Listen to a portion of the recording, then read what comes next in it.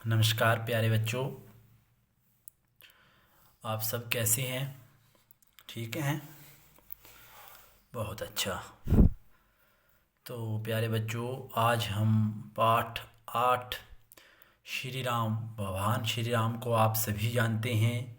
श्री राम के बारे में पढ़ेंगे कि वो कहाँ के राजा थे, उनके पिता का क्या नाम था, उनके पिता क्या मृत्यु कैसे हुई, उनकी पत्नी का क्या नाम था, उनके भाई का क्या नाम था। ये आपने रामायण में भी देखा होगा, श्री राम के बारे में सुना होगा, किताबों में भी पढ़ा होगा।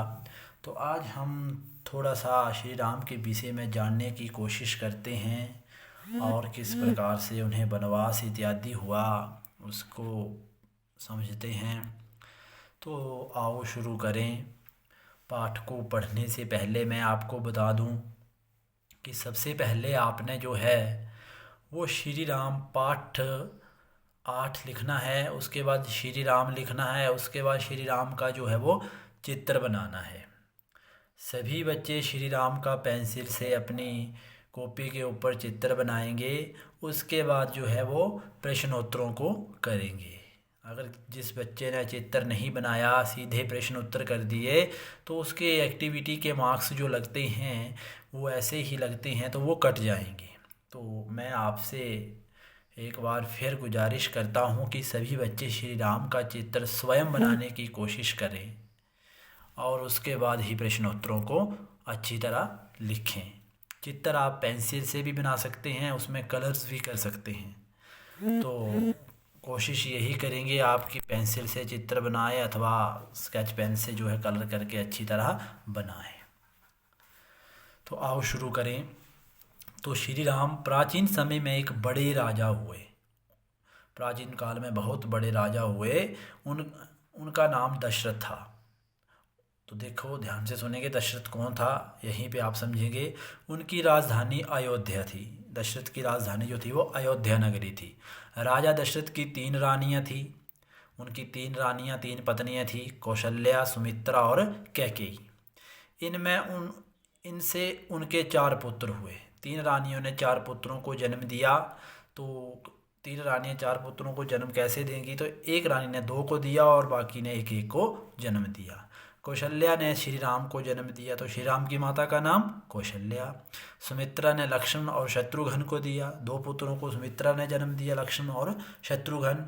और कैकेयी ने भरत को जन्म दिया। तो लक्ष्मण की माता सुमित्रा, शत्रुघ्न की माता सुमित्रा, भरत की माता कैकेयी। ये याद रखेंगे, अतिरिक्त के माध्यम से भी आ जाते हैं।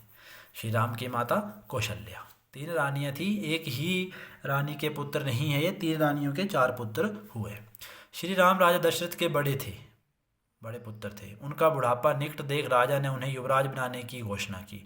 जब राजा दशरथ बूढ़े हो गए तो उन्होंने सोचा कि मैं अपने बड़े पुत्र, तो हकदार तो बड़ा पुत्र ही होता है राजा बनने का, तो उन्होंने भी सही सोचा और बड़े पुत्र को युवराज बनाने की घोषणा कर दी। छोटी रानी कैकेयी को ये अच्छा नहीं लगा। कैकेयी आपको पता है वो अपने पुत्र को राजा बनाना चाहती थी, उसको अच्छा नहीं लगा। उसने राजा से 2 वर मांगे। उसने अपने पति से 2 वर मांग लिए। पहले बार में उसने भरत के लिए राजगद्दी मांगी। पहले बार में उसने बोला कि मेरे पुत्र को राजा बना दो। दूसरे बार में श्री राम के लिए 14 वर्ष का वनवास मांगा। और दूसरे बार में उसने क्या किया? श्री राम के लिए 14 वर्ष का वनवास मांग लिया। वो बहुत चालाक थी। उसने सोचा अगर श्री राम यहाँ रहेंगे तो बड़ा पुत्र ही हक बड़े पुत्र का ही हक है राजा बनने का, तो मेरा पुत्र राजा भरत नहीं बन सकता। तो उसने श्री राम के लिए वनवास मांग लिया कि वो 14 वर्षों के लिए इस राजमहल से चला जाए, वनों में रहे, और अपने पुत्र के लिए राजा की गद्दी मांग ली कि उसे राजा बना दिया जाए। श्री राम अपनी पत्नी सहित वन चले गए। श्री राम ने उसके आज्ञा का पालन किया और वन चले गए। उनके साथ भाई लक्ष्मण भी गया। लक्ष्मण श्री राम से बहुत प्यार करता था, वो भी उनके साथ चला गया।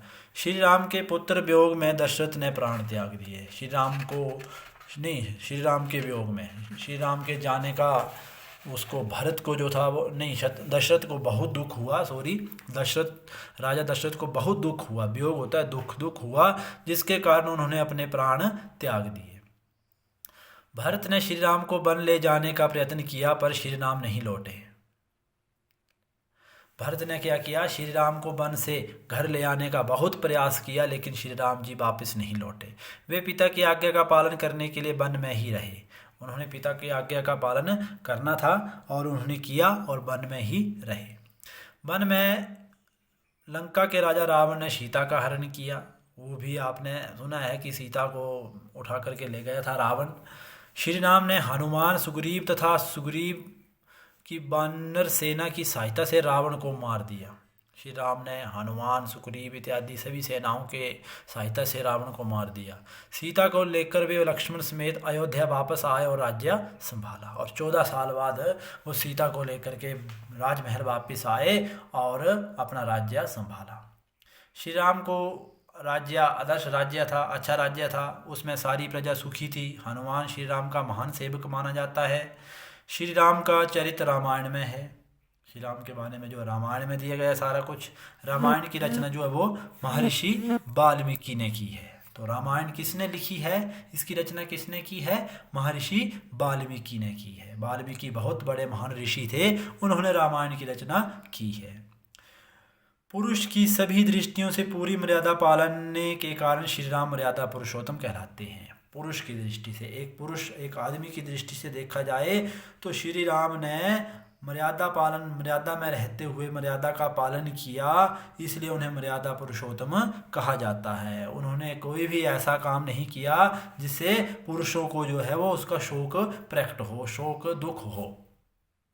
तो उन्होंने मर्यादा में रहकर ही हर एक काम किया, इसलिए उन्हें मर्यादा पुरुषोत्तम कहलाते हैं। तो हमें भी इस पाठ से यही शिक्षा मिलती है, हमें भी हर काम मर्यादा में रह कर के करना चाहिए और श्री राम की तरह एक आदर्श जो है आदर्श बालक बनना चाहिए। वो अच्छे बालक थे, अच्छे पति भी कहलाए, अच्छे भाई भी कहलाए, अच्छे राजा भी कहलाए। तो हमें भी अच्छा ही बनना है और श्री राम के समान आचरण करना है, दुष्ट रावण के समान आचरण नहीं करना है। तो ये पाठ था हमारा, श्री राम के बारे में कुछ हमने जाना समझा। तो प्रश्न हमारा है, आज हम कुछ प्रश्न करेंगे, उसके बाद बाकी प्रश्न जो वो कल करेंगे। श्री राम के पिता का नाम था, तो आपको पता है हमने शुरू में पढ़ा, श्री राम के पिता का नाम दशरथ था, राजा दशरथ। श्री राम की पत्नी का क्या नाम था, सभी जानते हैं, सीता जी। राजा दशरथ की मृत्यु कैसे हुई, तो उनको किसी ने मारा नहीं था, ना उन्होंने जहर खाया। उनकी मृत्यु कैसे हुई, दुख के कारण। किसके दुख के कारण, वो राम को बहुत चाहते थे और राम जब वनवास चले गए 14 साल के लिए तो उन्हें बहुत दुख हुआ, वो इस कारण उनकी मृत्यु हो गई। श्री राम कितने वर्षों के लिए वन में गए, तो श्री राम जो थे वो 14 वर्षों के लिए वन में गए। तो ये था हमारा आज का पाठ। इसके 4 प्रश्न हम करेंगे, बाकी जो है प्रश्न हम कल करेंगे। तो सबसे पहले आप चित्र बनाएंगे, उसके बाद प्रश्नोत्तरों को साफ सुथरा सुंदर सुंदर लिखेंगे। तो आप सभी का दिन मंगलमय हो। धन्यवाद।